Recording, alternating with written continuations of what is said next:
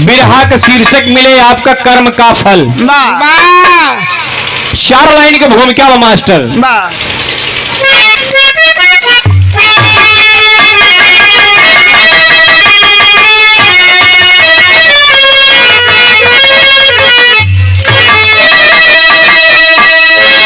कर्म जैसा करोगे फल वैसा मिलेगा। अरे कर्म का फल मिलेगा कभी ना कभी। अच्छा करोगे तो अच्छा मिलेगा। बुरे कर्म का फल मिलेगा तभी का तभी।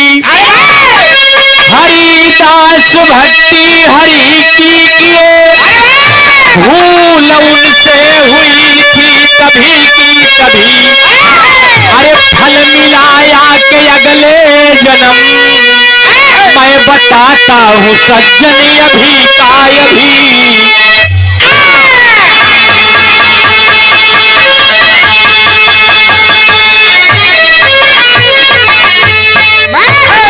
भैया कहानी भक्ति रस के बाबू 4-6 दादा हरे बैठा है नाते हमें समझ में आवत एक बढ़िया से कहानी गाय दिया जाए तो ठीक बा। बाबू हरिदास नाव के एक भक्त रहे, भगवान के भक्ति में बड़ा लीन रहे। कैसे मास्टर साहब? बड़े पुराने अंदाज में कहना बा। सही हो। अरे करते हरि जी हरि की तपस्या। अरे करते हरि जी हरि की तपस्या। नेह हरि के चरण में लगाए। करते हरि जी हरि की तपस्या।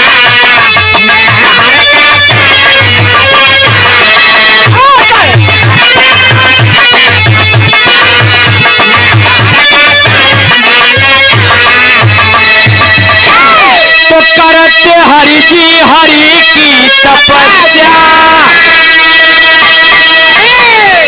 और नेह हरि के चरण में लगाए। गाते हरदम हरि की भजन वो। गाते हरदम हरि की भजन वो।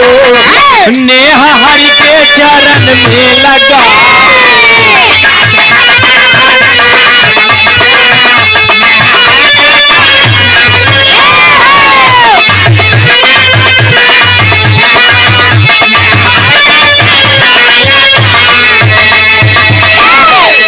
भैया हरिदास भगवान के भक्ति में लीन है। हमेशा हरि ओम ओम भगवते वासुदेवाय नमः। देखा भैया ये बेटवा मजाक जिन करा एक जने वह बैठा रहा। अगर गवाबे बुलाए है तो तनी तहोसवे में नहात के धमोसवे में नहात कह दे। हरे बाद मगर यही है समय नहीं उनके हारमोनियम एकदम बैठ जात बा। भैया भगवान के भक्ति में लीन हरिदास अंतरे में कहना वो भैया मास्टर साहेब देख लिया। अरे हरिदास जी देखा हरदम हरि नाम गुरगाई जी। कहरा एक दिन बियाबान में भयल अंधेरा जाई जी। दूर दूर तक देखा हरि जी कतहूँ कुछ न दिखाई जी। बड़े ध्यान से देखा बाबा देवरी एक दिखाई जी।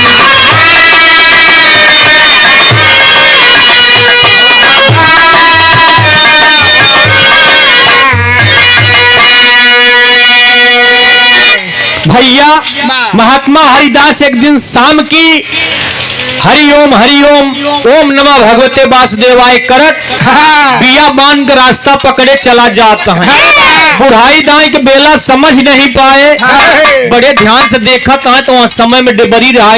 जंगल में कबीला के लोग रहत रहे तो डेबरी जलाए रहा। पहुंच गए तो का कहते हैं कि देखे जब की वो डेबरी रोशनिया। अरे देखे जब की वो डेबरी रोशनिया।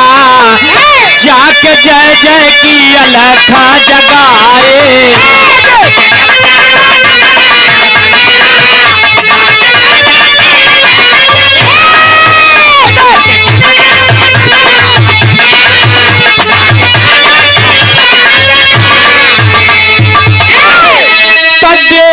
जबकि वो देवरी रोशनिया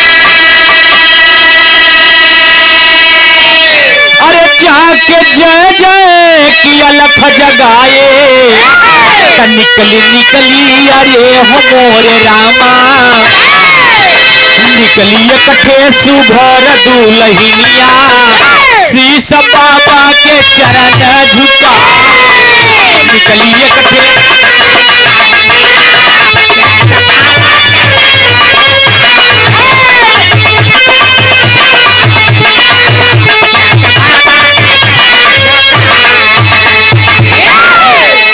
सुनाई वाले भैया बाबू महात्मा हरिदास गए झोपड़ी के पास अलग जगह जजमान कोई है और तब तक एक बड़ी सुंदर के दुल्हन निकली वहां झोपड़ी के अंदर से तीन दाएं बड़े अदब के साथ बाबा के चरण छुए बाबा आशीर्वाद देन सौभाग्यवती रहे तो शाम का बेला बा दुल्हनिया कहे बैठा बाबा हमें आपके भोजन का प्रबंध करब महात्मा हरिदास कहे ए बिटिया आज मंगलवार बा हमार व्रत बा हम जब से होश संभाले है मंगल के व्रत रही था तनी पानी दे तो हम हाथ पैर धो और भगवान के भक्ति में लीन हो दुल्हन पानी देस हरिदास अपन हाथ पैर बाकायदा धोई के पीताम्बर ओढ़ के माला फेरे लगे ओम नमः भगवते वासुदेवाय के जाप करे लगे एक लाइन खाटी इलाहाबादी गीत लगी मास्टर साहब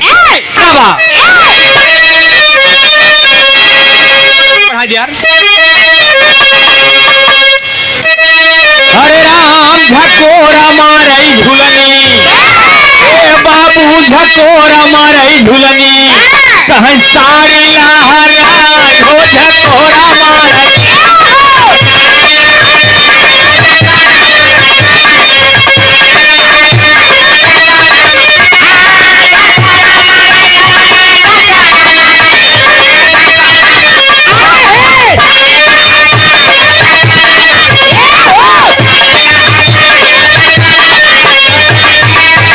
लेकिन महात्मा हरिदास वही बात बताए कहे का अरे बितई बई बेटी रतिया अरे बितई बई बेटी रतिया पाटी उपवास हो बितई बई बेटी रतिया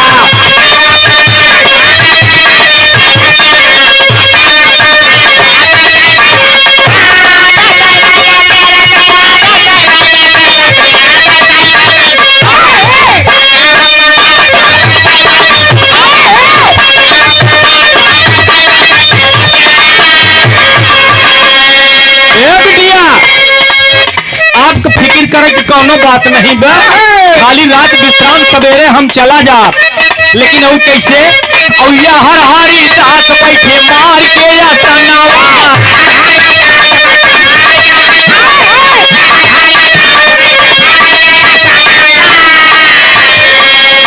और घरा वाले दुल्ही लगावत बारंगनावा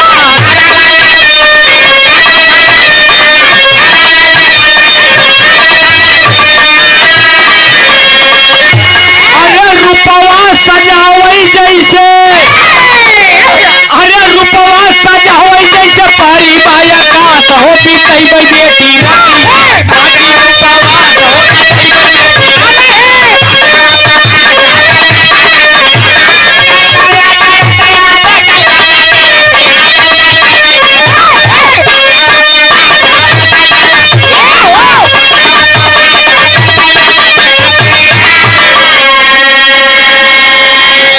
पापा जी के बगले बैठिया के दुल्हनिया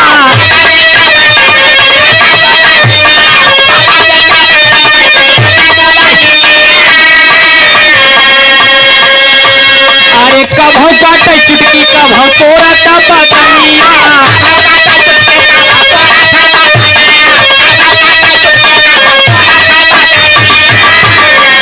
अरे कहा दुल्हनिया अरे काहे दुल्हनिया बाबा कइला बिला सभी कहि बई बेटी रतिया बाटी रूपवा सभी कहि बई बेटी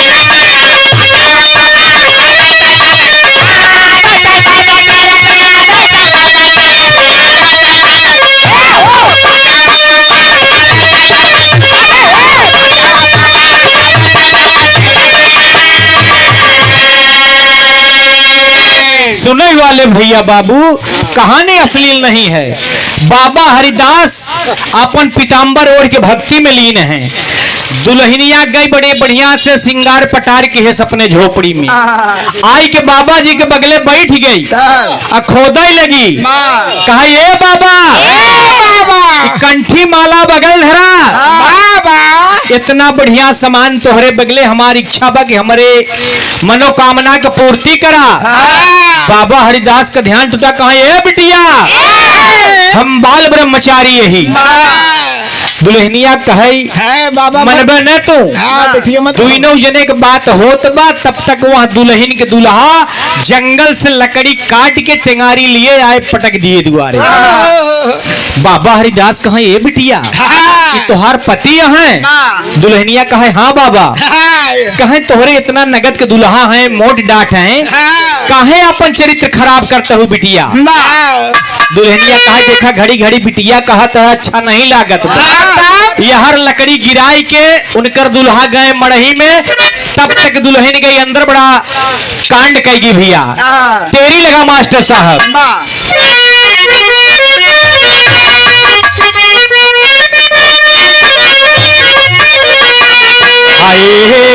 तो अब गर्दनवा पति का काटई दुल्ही, ए बाबू गर्दनवा पति का काटई दुल्ही, कहाँ खेली है गड़ा सा कैले न गुना नवा, गर्दनवा पति का काटई दुल्ही।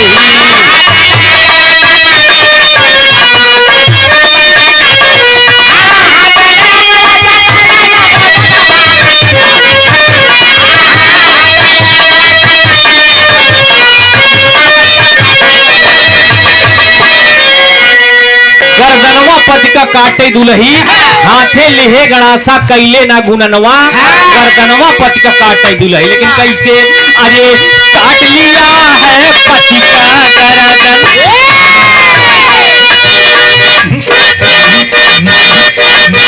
अरे काट लिया है पति का गर्दन, अरे जरा नहीं सकुचाई जी, अरे आई कही बाबा के सन्मुख, अब दिहल सशीस दिखाई जी, अब तो भोग करो हे बाबा, अरे हरिदास नहीं आई जी, अरे जोर से शोर मचावे दुल्ही, जोर से शोर मचावे दुल्ही, जुटी गए लोग लुगाई जी।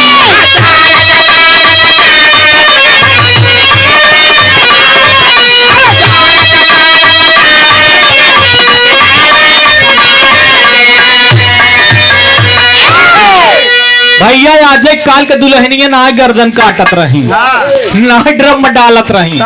हम बताओ तही बात है आपका। वैदिक युग के वह टाइम के बाद में दुल्हनी अपने पति के गर्दन काट ले आए, हरिदास के दिखाए। कहा ये बाबा अब तो हमारे दुल्हा ना आए हैं, अब तो हमारे इच्छा की पूर्ति करा, हरिदास नहीं आए दे हैं। तीन दाएं दुल्हनिया कहे बाबा, तीन दाएं कहे नाही नाही नाही। दुल्हनिया जोर से हल्ला मचाए, तमाम कबीला के लोग जुट गए बाबू। ये पुनः माँ विंध्यवासिनी दुर्गा पूजा पंडाल की तरफ से सुंदर पुष्पहार के साथ स्वागत किया गया और 101 रुपए से उत्साहवर्धन किया गया।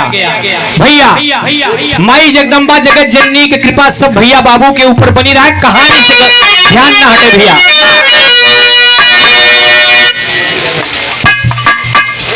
भैया दुल्हन हल्ला मचाए देश, जैसे आप सब बिरहा सुनने पहुंच गया, वैसे आवाज सुन के, जैसे आप ड्रोन की आवाज सुन के लोग पहरा डालता है, कबीला के लोग जुट पड़े। कहा का दुल्हन दुल्हनिया छच्छा काल कई के रोवत बा। एक लाइन गीत लगी मास्टर साहब।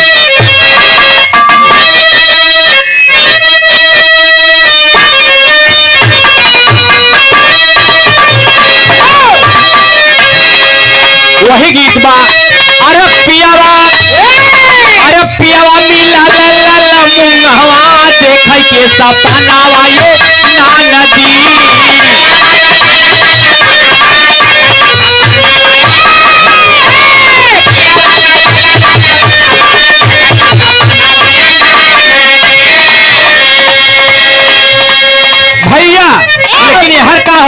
कहानी पे गौर करा। अरे देखे हरिदास, अरे देखे हरिदास को लफड़ावा कैले बना खड़ावा ये दुलही।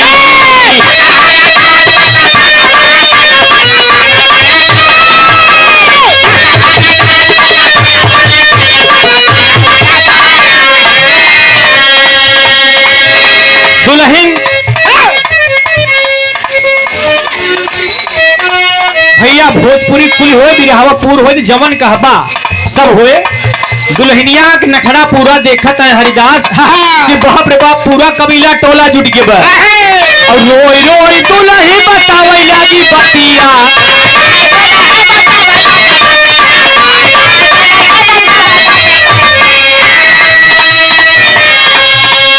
बाबा लुटाई के चाहे हमारा इज्जतिया।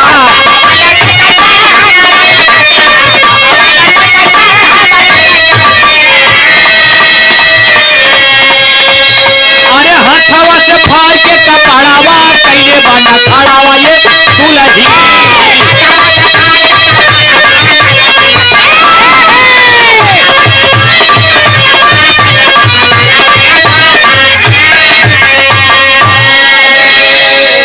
सुनने वाले भैया बाबू, कहानी की निष्कर्ष से आपको मिले कोई गलत बात न रहे। दुल्हनिया अपने हाथ से अपन ब्लाउज साड़ी फाड़ के नखड़ा के सबसे बतावत भी बबुआ हमारी इज्जत लूटे चाहत रहा, हमरे पिया रोकन और फटाका टेगारी कुल्हाड़ी छोड़ के हमारे पिया का गर्दन काट दे। जैसे बुढ़वा दादा बैठा है कबीला के सरदार रहे, सरदार जी आई गए देखते मान दुल्हनिया वन लगी छाती पीट के रोवई। का कहत बा? अरे कहू बताई दादाजी, अरे कहू बताई दादाजी और बलमा मोर गए पराई। कहू बताई दादाजी।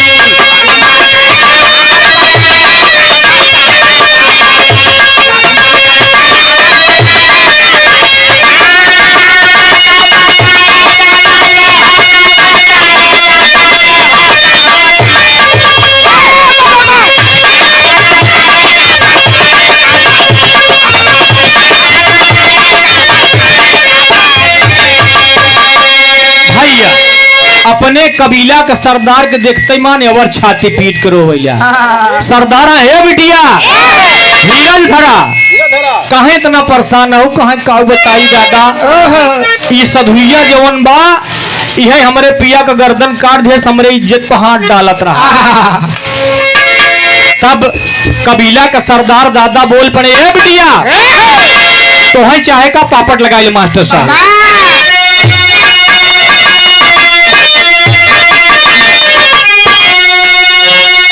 तो बोले मुखिया दादा तब बयानवा बीच बनवा में। अरे बोले मुखिया दादा तब बयानवा बीच बनवा में। बोला तो के चाही कवन मगनवा बीच बनवा में।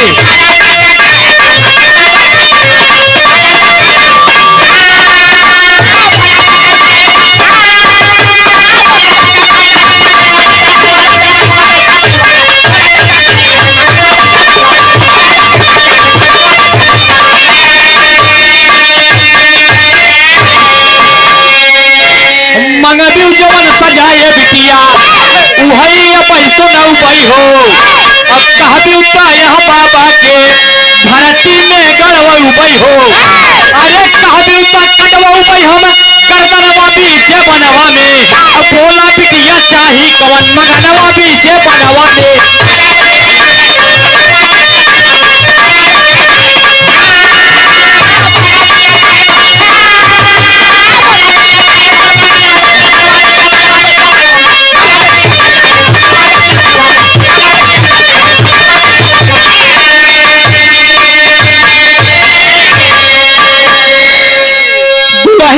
सुनाए बाबा बतिया बोली साफ हो।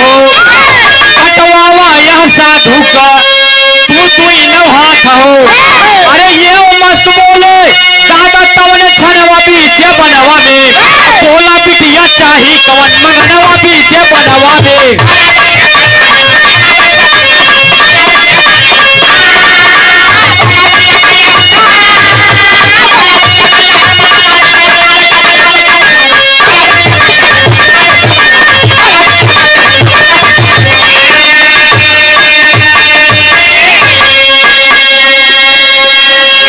भैया यह भाव को देखते हुए बिरहा जगत से अछूता नाम नहीं। क्या बात है। आप गायक और कवि परम आदरणीय परम श्रद्धे आप श्रीमान सुदामा पाल, आप गुरु जी की ओर से इस दास को बहुत सारा माया दे के सम्मान किया गया, बहुत बहुत प्रणाम है। लेकिन ये आपसे निवेदन है केवल 1 मिनट के लिए आप मंच पे आ जाइए। आपका घर है नहीं गुरु जी, आपका घर है आई है नहीं ठीक है, आपकी धरती है, आप आ जाइए बस 1 मिनट खातिर फिर आप।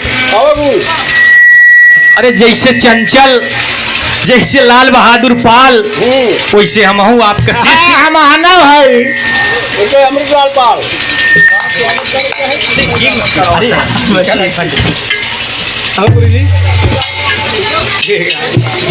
भैया खिया दादा यो मस्त कहे सुनाई दिए, फैसला सुनाई दिए। इतने जल्लाद आई के महात्मा हरिदास के दोनों हाथ काट लिए। अब काट लिए वहां से समझ ले पूरी इज्जत उनकर बंटा ढार होगी। रोवत कहीं चल रहे और आखिर एक चीज सोचता है हमने जीवन में कोई पाप नहीं किया, फिर भी आखिर मेरा हाथ क्यों काटा गया, मेरे ऊपर लांछन क्यों लगाया गया। आधा लगा लिया मास्टर साहब।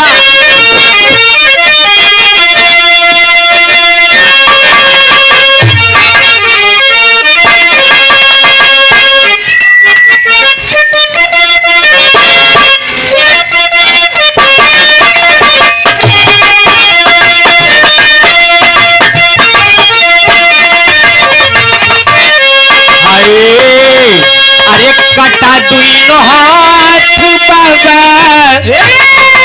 कटा दुइनो हाथ बाबा, सोच अपने मनवा भैया।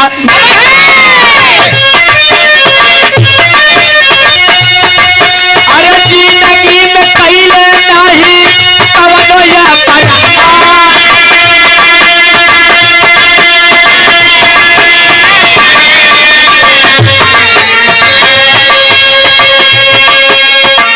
सोचता सोचता कैले आगे का पयनवा भैया।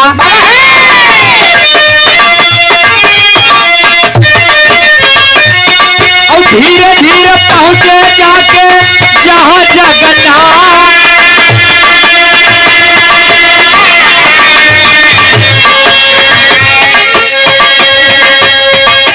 सुनने वाले भैया, आज महात्मा हरिदास अपने मन में यही सोचते हुए कि आखिर हमने जीवन में कोई अपराध नहीं किया, जाय के है जगन्नाथपुरी पहुंच गए टहलते टहलते, यही दिमाग में लिए कि आखिर मेरा दोनों हाथ क्यों कटा। भैया अलग भाव बदल के कैसे कहत है। अरे ड्योढ़ी पे तोहरे हम देवई पारानवा,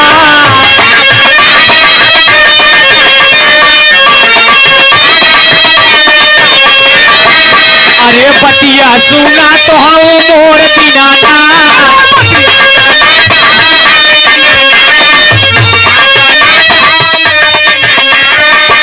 अरे काहे कटा बाट देखा तू न मोर हटावा।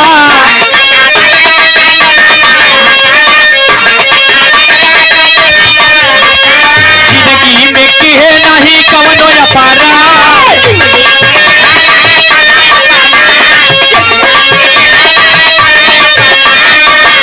कहे हरिदास टेर सुन के प्रभु प्रकटाइले।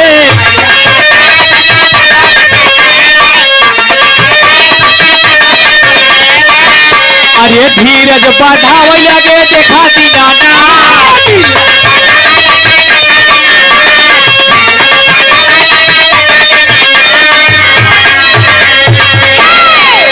सुनने वाले भैया बाबू, महात्मा हरिदास जगन्नाथपुरी में गए और वहां पर टेर लगाए, प्रभु पूरे जीवन हमने आपकी भक्ति किया, अगर आप हमें दर्शन नहीं देंगे और हमारे शंका का समाधान नहीं करेंगे तो मैं अपना जीवन यहीं पे त्याग दूंगा, शीश पटक के अपने प्राण गवा दूंगा। आज ये खंडेनाथ भगवान चतुर्भुजी अवतार में सामने आएंगे, खड़ा हुए और दीनानाथ के सिर पर सहलाने लगे। और महात्मा हरिदास उठे दीनानाथ के सहलाने से।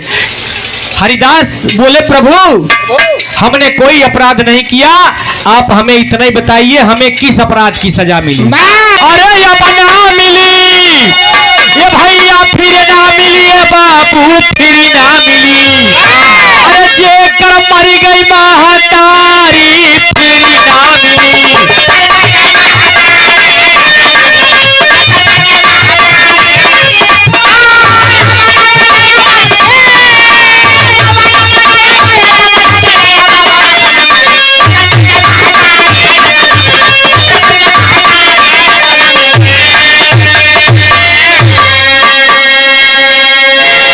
भैया श्रीमान लाल बहादुर चौकीदार जरौना थाना मीरगंज से बहुत माया का सम्मान हुआ, बहुत बहुत प्रणाम, सकल पंच के प्रणाम बा। लेकिन आज भगवान हरिदास के समझावत है, ये बेटा हरिदास क्या कहें? अरे भोगई के परी, ये बेटवा भोगई के परी, भैया भोगई के परी। कैला जवन तू करमावा भोगई के पड़ी।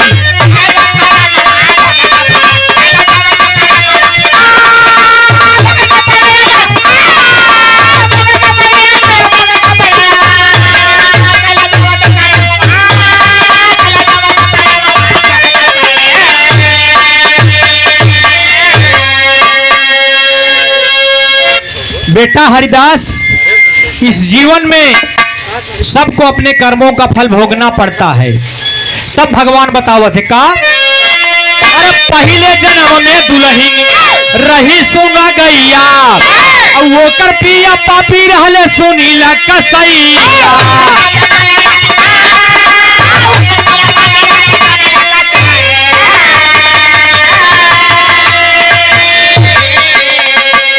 अरे करनी का फल खुली, अरे जो खई के परी।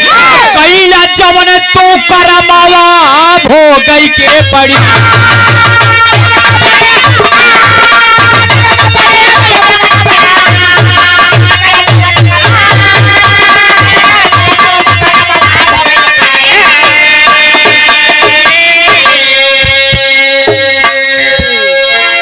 भगवान कहा, सुनो हरिदास ध्यान से हमार बात। वो दुल्हन जवन देखा वो करे पहले जन्म में गाय रही, और वो कर पिया कसाई रहे। हरिदास कहे, ए भगवान हम इनाय कहे हमें किस्सा बुझावा। उनकर वो गाय रहे, वो कसाई रहे, तो हम का करी?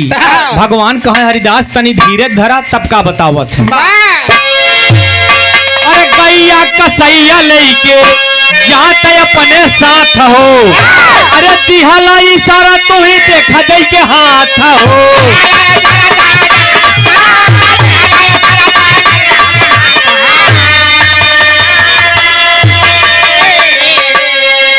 अरे काटे गला कसैया, ए बाबू काटे गला कसैया, अरे धोखाई करी।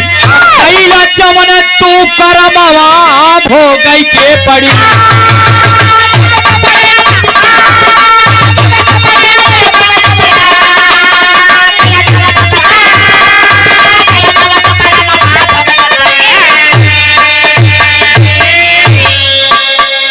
भगवान साफ साफ बताए दे, यह प्रमाण निकला कि ये हरिदास अपने एकरे पहले वाले जन्म में दुल्हन गाय रही, पिया कसाई रहे।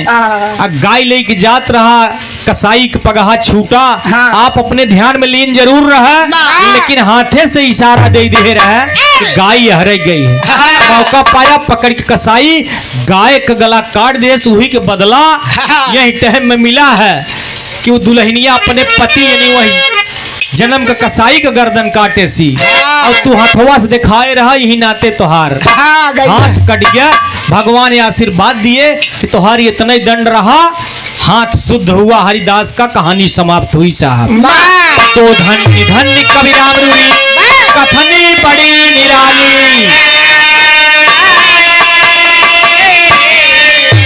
अरे भूल न यादव स्वर्ग गए, अब करके जो रखवाली हो, अब गर्दनवा पति का काटई दुलही।